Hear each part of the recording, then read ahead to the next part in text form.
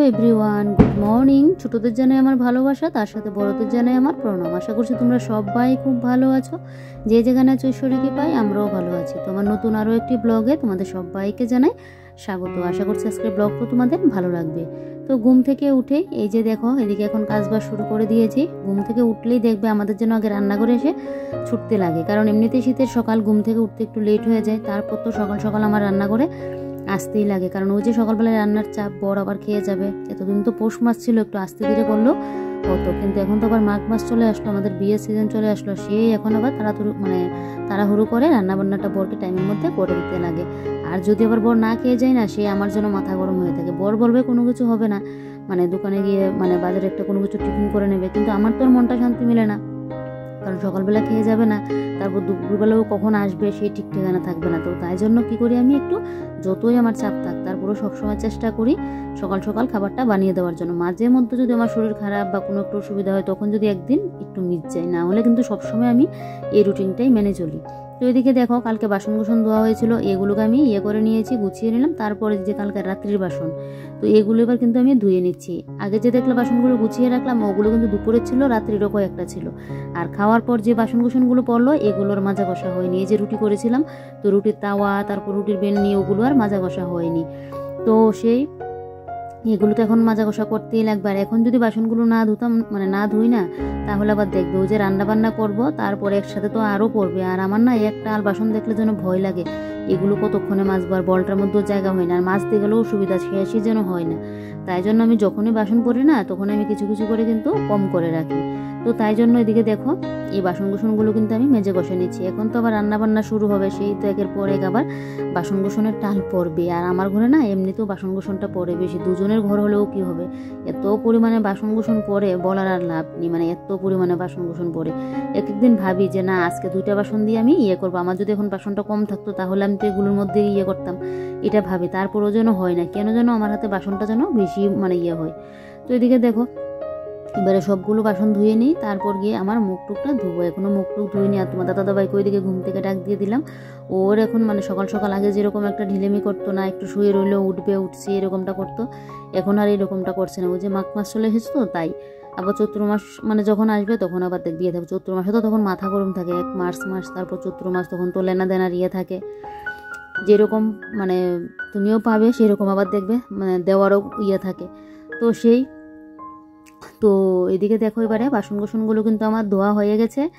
আর এদিকে এখন করব, ভাতের হাঁড়িটাকে আমাকে বসাতে লাগবে। আর এদিকে না বেসিনের মধ্যে যে বাসনটা মাজি, আমার মনে হয় কি বলতো, একটু যদি ছাই পেতাম তাহলে ভালো ছিল। দেখবে ছাই নিয়ে একটু যদি স্রাব সাথে নিয়ে বাসন মাজা যায়, তাহলে বাসনগুলো একদম যেন চকচকে করে। আর মোটরের জল তো যেন বাসনগুলো আমাদের একদম লালচে লালচে হয়ে যাচ্ছে। ফার্স্টে এরকমটা ছিল না, কিন্তু ইউজ করতে করতে না এখন দেখো কীরকম যেন হয়ে গেছে বাসনগুলো। আর সেই দাঁড়িয়ে দাঁড়িয়ে বাসন মাজলে না, সে একটা জোর দিয়ে যে বাসনটা মাজা যায় না। একটু বসে একটু ছাই দিয়ে স্রাব দিয়ে বাসনগুলো মাজতে পারলে যেন বেশ পরিষ্কার হতো। কিন্তু কি আর করবো বলো, আমি ছাই এখন কোথা থেকে নিয়ে আসবো, সেটা তো আর বলেও হবে না। তো এদিকে দেখো, ভাতের হাঁড়ি বসিয়ে দিলাম, আর এদিকে আমি এখন ব্রাশটা করে নিচ্ছি। তাহলে আমার ব্রাশটা করতে করতে এদিকে কিন্তু আমার জলটাও গরম হয়ে গেছে, আর এদিকে এখন চালটাও ধুয়ে নিচ্ছি। না হলে মুখ ধোয়ার পর যদি করতাম, সেখানে আমার একটুখানি সময় আবার লস হতো। তো তাই জন্য মাথায় বুদ্ধি খাটিয়ে সময়কে নষ্ট করা যাবে না, ঘড়ির সাথে কাটার সাথে তাল মিলিয়ে চলতে লাগবে। শীতের সকাল কিভাবে যে বেলা গড়িয়ে দুপুর চলে আসে, সেই দুপুরও গড়িয়ে দেখবে বিকেল চলে আসে, সেই জন্য কাজে শেষ করতে পারি না। তো তার জন্য না একটু বুদ্ধি খাটিয়ে যদি সংসারের কাজগুলো না করি, তাহলে হবে না। তার উপর একার সংসার, সব কিছু কাজ বাজ একাকে করতে লাগে। এদিকে রান্নাঘর পরিষ্কার বলো, বেডরুম পরিষ্কার বলো, রান্না বান্না বলো, কাটাকুটি বলো, কাপড় চোপড় ধোয়া বলো। যদিও এখন ওয়াশিং মেশিন টানাতে হয়েছে, তারপরও প্রত্যেক দিন তো আর ওয়াশিং মেশিনের ধুই না, কারণ কিছু কিছু টুকিটাকি কাপড় যদি কম হয়, তাহলে কিন্তু আমি হাত দিয়ে কেচে নিই। তো এদিকে দেখো, তোমার দাদাভাই এদিকে আবার কালকে বিস্কিটগুলো নিয়ে এসেছিলো। তো সেই বিস্কুটগুলো এখন 2টা মধ্যে রাখতে লাগবে। আমার না একরকম বিস্কুট আনলে ভালো হয়, আমি তো আবার রুস্কিটটা ভালো আমার ভালো লাগে খেতে। তো তোমার দাদাভাই আবার পছন্দ করে, কিন্তু অতটাও না। তো ওর জন্য আবার আলাদা করে একটা বিস্কিট নিয়ে আসলো। তো এদিকে 2টা মধ্যে রাখতে হচ্ছে। আমার একটার মধ্যে রাখতে পারলে ভালো ছিল, কিন্তু 2টা তো একসাথে রাখা যাবে না, তাহলে আবার একটা নষ্ট হয়ে যাবে। তাই তো এদিকে আবার তোমার দাদাভাই বলছে এটা থেকে বিস্কিটটা দেওয়ার জন্য। আর আমি কিন্তু চা খাবো না, আমি খাবো, এমনিতে খালি বিস্কিট খেয়ে নেবো। আর আমার শাশুড়ি মা, তোমার দাদাভাই খাবে চা। তো এদিকে দেখো, এই যে বিস্কিটটা নিয়ে নিচ্ছি। এই বিস্কিটগুলো দিয়ে না চা খেতে বেশ ভালো লাগে। তোমার দাদাভাই তো জানে আমার এগুলো খুব পছন্দ। তো তোমার দাদাভাই কী করে, প্রায়ই এই বিস্কিটগুলো আমার জন্য নিয়ে আসে। তো এদিকে দেখো আমাকে আবার বারবার বলছে এখান থেকে একটা বিস্কিট খাওয়ার জন্য। আমি বলছি না না পরে খাবো। ওই যে খাওয়ার নেশাটা না যেন আমার এখন নেই। একটা সময় দেখবে খাওয়ার নেশা থাকে যে না এটা খাবো ওইটা খাবো, কিন্তু একটা সময় দেখবে মানে কি বলো তো, একটা সময় খাওয়ার মানে ঠিকঠাক বুঝিয়ে বলতে পারছি না, মানে এখন ঘরে খাবার আছে কিন্তু আমার জন্য খাওয়ার নেশাটা যেন নেই, সেই জন্য ইচ্ছে হয় না। অনেক মানে সময় জানো তো, তোমরা বললে বিশ্বাস করবে না, আমার ফ্রিজের মধ্যে খাবার নষ্ট হয়, মিষ্টি বলো বা যে কোনো জিনিস একটা টিফিন টাফিন আনলো আমার জন্য খাওয়ার ইচ্ছে হয় না। তারপর কয়েকদিন গেল তো সেটা ফেলিয়ে দিতে লাগে, এরকম তোমার দাদাভাই আমাকে যা বকাঝকা করে, সেই জন্য খাওয়ার ইচ্ছেটাই যেন মানে থাকে না, এরকমটা হয়। একটা সময় কিন্তু খাওয়ার খুব ইচ্ছে ছিল, এটা খেতাম ওইটা খেতাম এরকমটা করতাম, এই নেশাটা যেন এখন আর নেই। তো এদিকে রান্নাও বসিয়ে দিলাম, মোচাটা নষ্ট হয়ে যাবে বলে মোচাটা কেটে এদিকে সেদ্ধ বসিয়ে দিলাম, একটু বটি বানাবো। আর এদিকে দেখো এখন আমি মটরশুঁটি আর এই টমেটো দিয়ে একটু তরকারি করে নিচ্ছি। এই তরকারিটা খেতে তোমাদের দাদাভাইও পছন্দ করে, আমারও ভালো লাগে। তো আজকে রুটির জন্য একবারে তরকারিটা করে নিচ্ছি। আর ফুলকপিটাতে যে দেখলে ভাবে বসিয়েছিলাম ওইটা এখন পকোড়া ভেজে দেবো সকালের জন্য। আর দুপুরে মোচার তরকারি আর একটুখানি মটরশুঁটি তরকারি দিয়ে খেয়ে নেবে, আর রাত্রিবেলায় মটরশুঁটি তরকারি থাকবে, রুটি দিয়ে খাওয়া হয়ে যাবে। ওই যে বেলা করে রান্না বান্না না আর যেন ভালো লাগছে না জানো তো। আর কি যেন ওষুধ তো খাচ্ছি এখন, মানে বুঝতে পারছি না, কয়েকদিন তো খেতে লাগবে, এখনও তো মানে 4 দিনের মতো খেয়েছি, তো সে 1 মাসের ওষুধ দিয়েছে, তারপর বুঝবো শরীরের ইয়েটা। তো এদিকে দেখো এবারে দেখছি নুনের কুটায় নুনটা শেষ, তো তাই জন্য আবার নুনটা নিয়ে নিচ্ছে। নুনের কুটায় নাকি নুনটা খালি হতে নেই, যদিও আমার আরেকটা কুটো নুন ভর্তি আছে, আবার আরেকটা আস্ত প্যাকেটগুলো আবার আরেকটা ইয়ের মধ্যে রাখি, মানে আরেকটা কুটোর মধ্যে রাখি। আর এদিকে দেখো মশলাদানিগুলো মুছে রাখছি, সেই তো পৌষ সংক্রান্তির সময় ধোয়াধুয়ি হয়েছে, তারপরও ধুলোবালি তো প্রত্যেক দিনে ঝাড়টার দেওয়ার সাথে পরে, তো প্রত্যেক মানে সবসময় তাই একটু মোছামাছি করে রাখলে ভালো হয়, ক্লিন থাকে।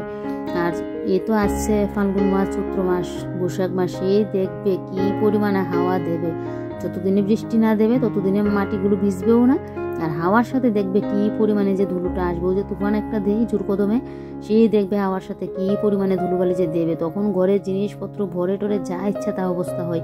আবার বৃষ্টিটা যদি একটু ঝাঁপিয়ে দেয় তখন গিয়ে ধুলোটা গিয়ে কমে। তো এদিকে দেখো তোমাদের দাদাবার জন্য গরম জলটা বসিয়ে দিলাম, আর এদিকে আমি এই সাইডটা একটু কিন্তু মুছে নিয়েছি, এবার ওই সাইডটা একটু মুছবো। এই যে দেখো, আর এই যে কাচের বোতলটা, এটার মধ্যে আমার সস রাখা ছিল, সস তো আমি একাই খাই, তোমাদের দাদাভাই মাঝে মধ্যে ইচ্ছে হলে খাই, না হলে খাই না। আর এখন ইউরিক অ্যাসিড হওয়াতে এখন তো একদমই খাই না, সসের ডেটই পুরো চলে গিয়েছে, তাহলে বুঝো কীরকম আমার অবস্থা।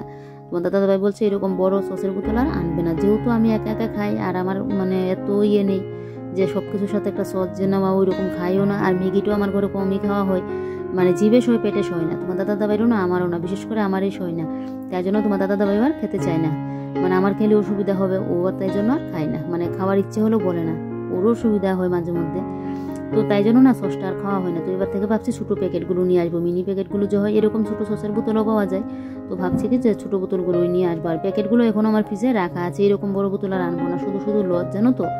তো এদিকে দেখো এবার স্টিলের একটা একটু মুছে নিয়েছি, যেটা বরাবর করে থাকি রান্না বসিয়ে রান্নাঘর পরিষ্কার, তো এটাই এখন করছি। এদিকে জানলাটা মুছে এই যে আমার হাতা খুন্তি রাখার ইয়েটা নিচটা কিন্তু মুছে নিয়েছি।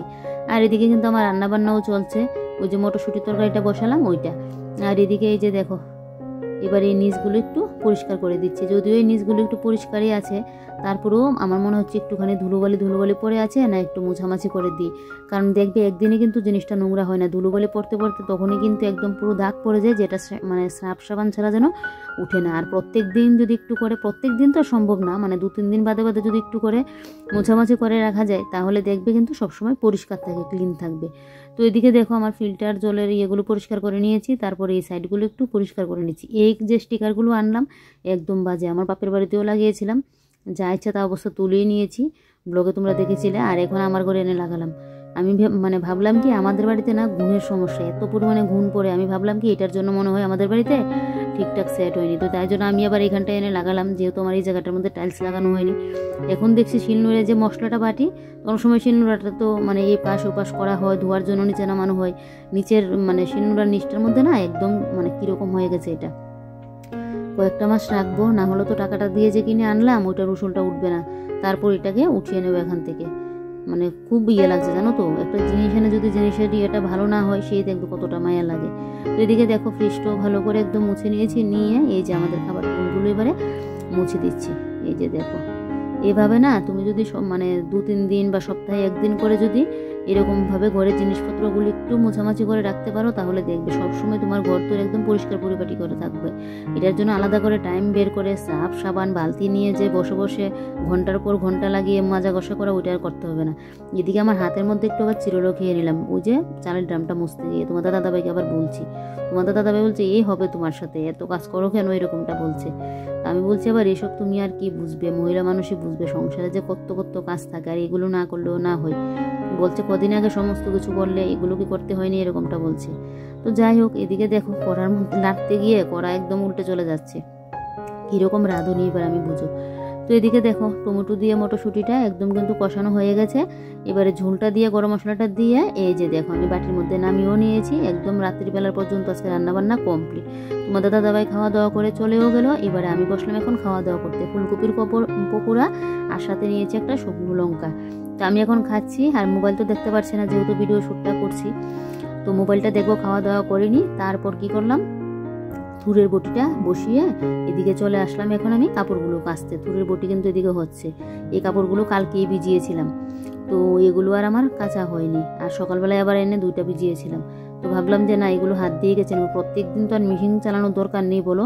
সংসারের আয় ব্যয়ের হিসাবটা আমরা গৃহিণীরাই কিন্তু বুঝে শুনে আমাদের চলতে হবে, ওইটা পুরুষ মানুষ বুঝবে না, বলবে এটা এনে দিয়েছি তোমার যাতে হাত ব্যথা না হয়, এটা চালালে কি হয়েছে, কিন্তু ওইটা তো আর বললে হবে না বলো। বুঝে বললাম সংসারের আয়ের একটুখানি আয় করতে পারলে আমার সংসারেরই কিন্তু থাকবে। তো তাই জন্য আয় ব্যয়ের হিসাব মানে বুঝে শুনে সংসারের ইয়েটা চলাটাই আমি মনে করি ভালো একটা মধ্যবিত্ত সংসারের জন্য। তা আমি তো এটাই করে থাকি। সময় আবার বড় বকাচকাও করবে এটা নিয়ে, কেন এরকমটা করি, কেন এত হিসাব করি, এরকমটা বলবে। যাকগে, ওসব কথা তো আর পুরুষ মানুষ বুঝবে না বলো, মহিলাদেরই এসব করতে লাগে। দেখবে অনেক সময় ঘরে একটু ডাল আনলো, আমি যদি একদম রান্না করছি ফেলছি এরকমভাবে চলছি, তাহলে তো আর হবে না বলো। এটা থেকে একটু একটু করে গিয়ে কিন্তু করতে লাগবে। তো যাই হোক, অতটাও আবার হিসেবেই না, সব কিছু আবার এত করেও চলতে পারি না। আমিও আবার কিন্তু মাঝে মধ্যে কোনো কোনো জিনিস একদম ব্যয় হিসেবে করি। তো যাই হোক, এদিকে দেখো তোমার দাদাভাই সকালবেলায় বিছানাটা যখন গুছিয়ে গেল, তখন আবার কম্বলটা রোদে দিয়েছিল যখন বিছানাটা করেছিল, কারণ ও তো আমার পরে ঘুম থেকে উঠেছিল, তখন ওই গুছিয়েছিল। আর মাঝে মধ্যে ওই আমাকে কিন্তু গুছিয়ে দিয়ে যায়। আবার কোনো কোনো দিন আমাকে গুছাতে হবে, কোনো কোনো দিন যেদিন দেখবে আমার কাজের পাহাড় জমে যাবে, সেদিন দেখবে তুলবে না, ও আমাকে করতে লাগে। আর অত তার পরিপাটি করে তুলতে পারে না, তারপরে যতটুকু করে অতটুকুই ভালো। এটা যদি বলি পরিপাটি করে তুলতে পারে না, তাহলে দেখবে তুলবেই না। যাই হোক বাবা, একার সংসারে কেউ যদি একটুখানিও কাজ করে দেই না, এটাই যেন অনেকটা বড়। আর বর যেদিন বাড়িতে থাকে না, আমাকে অনেক কাজে কিন্তু হেল্প করে দিয়ে, এটা আমি মিথ্যা বলবো না, সত্যি গো, অনেকটা কাজে কিন্তু আমাকে বর হেল্প করে। তো যাই হোক, এদিকে দেখো এবার আমি ড্রেস পিসগুলো মেলে দিচ্ছি। রোদটাও দিয়েছে, ফুরফুরে শুকিয়ে যাবে। কদিন বাদে দেখবে গরমকালটা আসছে, তো এত পরিমাণে রোদ এই জায়গাটার মধ্যে আসাই যায় না, এত পরিমাণে এত রোদের তাপটা থাকে। তো এদিকে এবার আমার ওষুধটা খেয়ে নেবো। ভাত খেয়ে তো একদম হুড় দাবাং করে চলে গিয়েছিলাম কাপড়টা কাচতে, তো এদিকে ওষুধ খাওয়ার হয়নি, আর এটাই আমি ভুলে যাই। তো এদিকে এবার ওষুধটা খেয়ে নেবার, এই ওষুধটা খেতে গেলেই না আমার যা লাগে, পুরো একদম জামের মতো। দেখো আমরা যে জাম খাই, পুরো জামের মতো। এইরকম বড় ক্যাপসুল দেখলে না আমার ভয় লাগে, আমার যেন গলা দিয়ে যেতে চায় না। তো যাই হোক, এদিকে ওষুধটা খেয়ে থুরের বটিটা নামিয়ে রান্নাঘরটা পরিষ্কার করে চলে আসলাম এই ঘরে। এসে জুতোগুলো এখানে রেখে দিয়েছি, রেখে দিয়ে এখানটার মধ্যে জুতোটা আমার থাকে, কারণ তাহলে খাটের তলা যখন ঝাড়টা দেই না আমার সুবিধা হয়। আর আমার খাটের তলার মধ্যে জুতো টুতো সাজিয়ে রাখা, ওইগুলো যেন আমার ভালো লাগে না। ঝাড়ুটা পর্যন্ত আমি খাটের তলায় রাখি না, আগে খাটের তলায় রাখতাম। তো একটা ভিডিও দেখলাম যে খাটের তলার মধ্যে রাখতে নেই, কি অনেক কিছু শুনলাম, তারপর থেকে সুপার নিচটার মধ্যে রাখি। তো এদিকে দেখো এবারে সোফাটা একটু গুছিয়ে গাছিয়ে নিলাম। এবারে আমার মানি প্ল্যান্ট গাছটার মধ্যে একটু জলটা স্প্রে করে দিয়েছি। 2টা পাতা পেকে গিয়েছে, যেহেতু কোনো ঘরের মধ্যে থাকে হলদে হলদে হয়ে গেছে, পাতাগুলো ফেলে দিয়েছি। আর একটা পাতার মধ্যে দেখছি একটুখানি কালো স্পট পড়ে আছে, এটা অনেক দিনে হয়েছে। তো পাতাটা না ছিঁড়তে গেলে আমার খুব মায়া লাগে, যেন আমি আমার নিজের পকেট থেকে টাকা করছি, এরকমটা মনে হয়। পাতাটা করতে খুব মায়া লাগে, জানো তো। তো এদিকে দেখো এই লাকি বেম্বু গাছটার মধ্যেও কিন্তু জলটা স্প্রে করে দিচ্ছি, দিয়ে গাছটাকে জায়গা মতো রেখে দিলাম। দিয়ে এবারে আর কি চিরুনিগুলোকে একটু ঠিকঠাক করে গুছিয়ে রাখলাম, রেখে এদিকে আমার জলের স্প্রেয়ার বোতলটা রেখে দিয়েছি। আর এই যে ওষুধের পুটলিগুলো ওই সাইডটা দিয়ে রাখলাম, রেখে এবারে এই টেবিলের প্লেটটার মধ্যে দেখছি একটুখানি বালির পড়ে আছে, তো এই ইয়েটা একটু মুছে দিয়েছি। দিয়ে এই যে দেখো এই গাছটাকে জায়গা মতো রাখলাম, রেখে ওই যে জলের জাগটা আবার একটু জল দিয়ে দিচ্ছি গাছের গোড়াটার মধ্যে, একদম যেন শুকিয়ে আছে। তো জগটা আবার জায়গা মতো রেখে দেবো। এই জগটার মধ্যে কালকে আবার জল ভর্তি করে এনে রাখতে লাগবে, এখন আর পারবো না, কারণ এই কাজগুলো করতে করতে যেন হাঁপিয়ে গেছি। তারপরে দিকে আমার আবার একটা কথা মনে হলো, ওই যে গ্যাসটা কবে লাগালাম, তারপর অনেক কিছু টুকিটাকি হিসাব আমার ওই যে ডায়েরিটার মধ্যে আমি সবসময় লিখে রাখি। আগে তো একটা সময় প্রত্যেক দিন আমার সংসারে কী আনা হচ্ছে, কত টাকা আনা হচ্ছে, সমস্ত কিছু আমি লিখে রাখতাম, পাই টু পাই হিসেব ছিল। তেল কয় প্যাকেট আনা হয়েছে, কতদিন আমার গেল, কি A to Z সমস্ত কিছু আমার সংসারের লেখা থাকতো। কিন্তু এখন না কি হয়েছে, এটা আর লিখে রাখি না। লিখে রাখলে ভালো হয়, সব কিছু তোমার হিসেব থাকে। তো এখন ওই যে আমার গ্যাসটা কবে লাগিয়েছি ওইটা লিখে রাখলাম। এখন থেকে আবার ভাবছি ওইটা করব। বললাম না আমিও মাঝে মাঝে কিছু কিছু জিনিস বিয়ে হিসেবে করি। আর ফার্স্টে কিন্তু খুব মানে কি বলো তো, মানে অনেকটা করে করতাম। আর এখন না কি তেলের প্যাকেট কদিনে শেষ হচ্ছে কি, সেই যেন একটা পুরো ব্যয় হিসেবে হয়ে গেছে। কিছু কিছু জিনিসে আয় করি, আবার কিছু কিছু জিনিসের জন্য ব্যয় হিসেবে করি। তো তাই জন্য এখন ভাবছি আবার লিখে রাখবো। লিখে রাখলে আমার একটা আয় থাকে, মানে আয় না বলতে হিসেব থাকে। তো এদিকে দেখো সুকেজের নিচটাও ভালো করে একদম মুছে দিয়েছি। দিয়ে এবার আর কি এই ঘরের কাজ কিন্তু আমার মোটামুটি কমপ্লিট। এবারে ঘরটাকে ভালো করে ঝাড় দিয়ে নিলে বেশ আমার বলতে পারো এই ঘরের কাজ কমপ্লিট। তারপর তো আর কি স্নান করতে যেতে লাগবে। এদিকে এখন আর দুদিন ধরে আর গরম জলটা আর নিচ্ছি না। কেন বলো তো, ওই যে এখন দুপুরে এই যে 12টা একটা সময় না এত পরিমাণে একটা গরম গরম ভাব লাগে, তখন মনে হয় কি না একটু দু মুখ মানে ঠান্ডা জল ঢেলে আসলেই হবে। জলটা যখন ঢালি শরীরের মধ্যে তখন তো একদম মানে ইয়েটা লাগে, এই ঠান্ডা লাগে। কিন্তু কি বলো তো, মানে ওই যে গরম জল দিয়ে স্নান করে এসে না রোদটার মধ্যে আসলে যেন একটা গরম গরম ভাব হয়, তাই জন্য কদিন বাদ থেকে আর গরম জল লাগবেই না। তো জানি না আবার কবে হাত ব্যথা পাবো, তা শুরু হয়ে যায়। তো এদিকে স্নান করে এসে দেখো পুজোটাও দিয়ে নিচ্ছি। আমার সারাদিনের কাজ বাজ শেষ, এখন একটা মতো বাজছে। তো এই হলো আমার, দেখলেই সকালবেলায় ঘুম থেকে উঠে আমি কিভাবে একা হাতে সমস্ত কিছু করে একদম একটার মধ্যে সমস্ত কাজ বাজ কমপ্লিট করলাম। এবারে গিয়ে আমি রেস্ট করব। তো চলো আজকের ব্লগটা এখানে শেষ করছি। তোমরা সবাই ভালো থেকো, সুস্থ থেকো, সাবধানে থেকো। আর আমার ভিডিওটা ভালো লাগলে শেয়ার করে দিও। নতুন কোনো বন্ধু আমার চ্যানেলে এসে থাকলে আমার চ্যানেলটাকে সাবস্ক্রাইব করে পাশে থেকো।